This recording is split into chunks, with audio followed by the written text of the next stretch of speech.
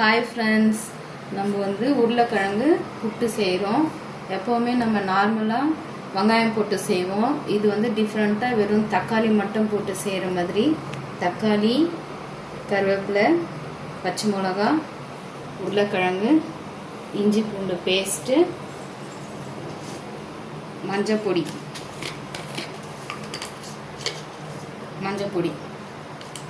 இவ்வளோதான் ஃப்ரெண்ட்ஸ். தேவையான உப்பு, ஆயில். இப்போ தாளிக்கிறது பார்க்கலாம். தேவையான எண்ணெய் ஊற்றிக்கோங்க. கடுகு, சீரகம். கடுகு நல்லா இப்படி பொரியணும். பொரிஞ்சோடனே கருவேப்பிலை சேர்க்கணும். அதுக்கப்புறம் பச்சை மிளகா சேர்க்கணும், காரத்துக்கு ஏற்ற மாதிரி. பச்சை மிளகாய், தக்காளி ஆட் பண்ணிக்கணும்.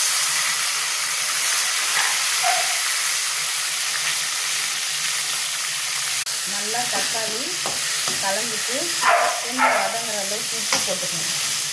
போடுறேன். கல் உப்பு போட்டோன்னே நல்லா வதங்கணும். இதில் கொஞ்சம் மஞ்சள் பொடி, இந்த கலரு மஞ்சள் பொடி போட்டு நல்லா கலக்கிடுங்க. ஒரு 2 நிமிஷம் நல்லா வதங்கட்டும். மஞ்சள் பொடி போட்டு நல்லா இந்த மாதிரி தொக்கு மாதிரி வரணும். பார்த்துக்கோங்க, நல்லா தொக்கு மாதிரி. ஒரு ஸ்பூன் இஞ்சி பூண்டு பேஸ்ட்டு ஃப்ளேவருக்காக.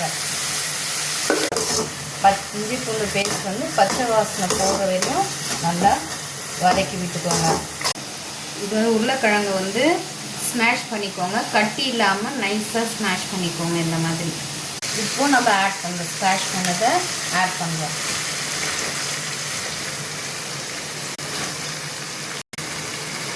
இதெல்லாம் வேணான்னா அப்படியே கட்டியாகவும் சர்வ் பண்ணலாம்.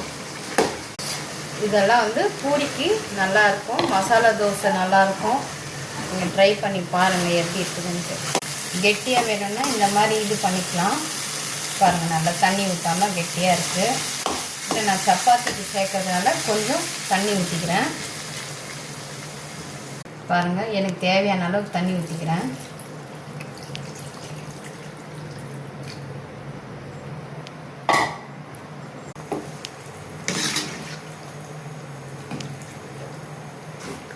நல்லா கொதிக்குது பாருங்கள். கொதிக்கும் போது இந்த கொத்தமல்லியை தூவி ஒரு கிளறிட்டு கலந்துட்டு ஆஃப் பண்ணிடுங்க. உருளைக்கிழங்கு புட்டு ரெடி. கமெண்ட் பண்ணுங்கள், லைக் பண்ணுங்கள், சப்ஸ்கிரைப் பண்ணுங்கள். பெல் ஐக்கானை மறக்காமல் கிளிக் பண்ணிவிடுங்க.